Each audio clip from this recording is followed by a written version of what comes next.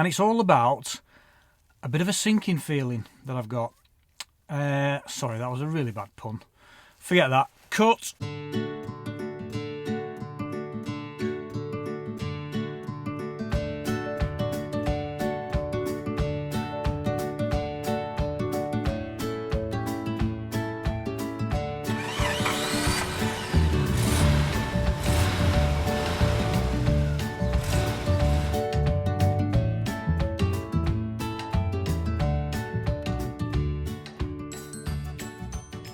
Hello everybody and welcome back to the channel. So this is only a short video today, but it could divide opinion, so I'd really like to know your comments on this one. I want to know your thoughts and which side of the divide you sort of sit on. So I was thinking the other day, I thought to myself, do I really need running water in my van?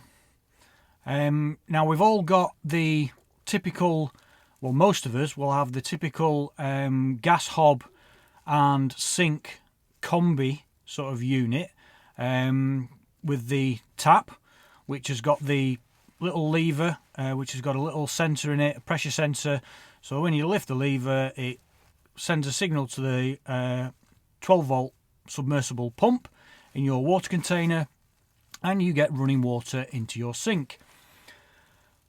But do I really need it? Do I really need running water? So I had a think and I thought, well, the sink, I've got to keep the sink because it's all integral to the gas hob. And the sink itself is quite a handy sort of area of storage. You often see people showing off their camper vans and they lift the glass lid of their sink and it's usually got cups and Tupperware boxes and sponges and cloths and cans of Coke and all sorts of stuff in it. How many of you, and I'll be honest now, how many of you actually use your sink as a sink? As in, you use the tap, running water, you clean your teeth, you wash up, you get yourself a glass of water. Do you actually use it? Be honest. Now, myself, it's either me on my own or me with my kids out for a short weekend, and I think we can get by just by not having the tap, not having running water, not having the big water container under the cupboard unit. I think we can get away with just a largish sort of water bottle or a water container that I can store somewhere in one of the cupboards. If we need a drink and we're nowhere near a tap and not on a campsite, then we can pour ourselves some water, or we can just drink out of a water bottle like most of us do. Cleaning your teeth, you don't need a lot of water. You're running the tap, you're running the water, you're probably not using all that water. Washing up, if you're on a campsite, you generally go to the pot wash. If I ever wash up and I'm not on a campsite, I just have a little collapsible bucket that I use for washing up. I don't really need it. I don't need the tap. So what I decided to do was remove the tap. I've taken the tap completely out. It's just a little locking nut underneath. You have to remove the submersible pump pipe. I had to cut the wires to the pump, tape it all off, make it all nice and safe and secure. Just push the wires back in so they're out of the way. And I've took the water container complete. I think, I'm not sure if it's a 10 litre or a 15 litre, which is more than enough. I don't need that much water to be on a tap when I want it. I just don't need it.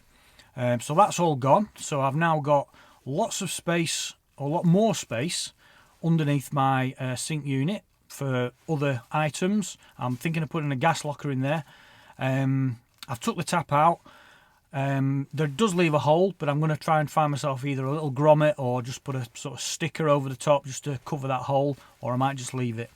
And what I've done is I've just got myself an old chopping board, one of them polyurethane ones, I think they are, that kind of thing. I've cut it down to size so it just fits in the top of the sink as like a lid, but it also works as another sort of food prep area. I can leave the chopping board in situ in the top of the sink and use it for preparing food, or I can take the chopping board out and just use it on the table. I've got the sink and the drain of the sink still in place, so if I ever have a cold cup of tea, that'll never happen, I can just pour that down the sink and it'll go down the drain. If I'm preparing food and I'm washing, I don't know, vegetables or something like that, I can pour the water down the sink if I need to. If I'm cleaning my teeth and I really have to spit it somewhere, I can spit it into the sink and just have a bit of a rinse round with whatever's in my water bottle, just to get it down the sink. And other than that, I can use that sink space as extra storage.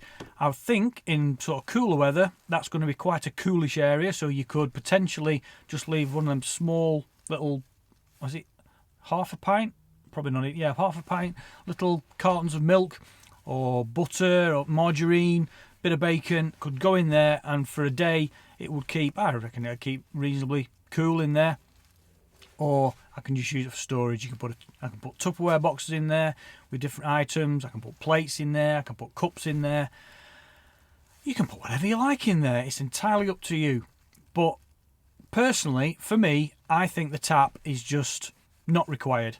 For you, you might use yours all the time and you really like it, and that's fine. That's your prerogative. That's your own opinion. That's what suits you best when you're out in your camper van. But for me, I don't think I need it.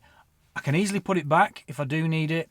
I've just kept everything. I've just put the tap inside the water container. I put the top on and it's stored away in my garage. So if I ever need to put it back, I can do. But I'm going to try this and see how I get on. So I would like to know whether you do use your tap or you don't use your tap. And maybe reasons why you prefer to have the tap, or reasons you may not be using the tap.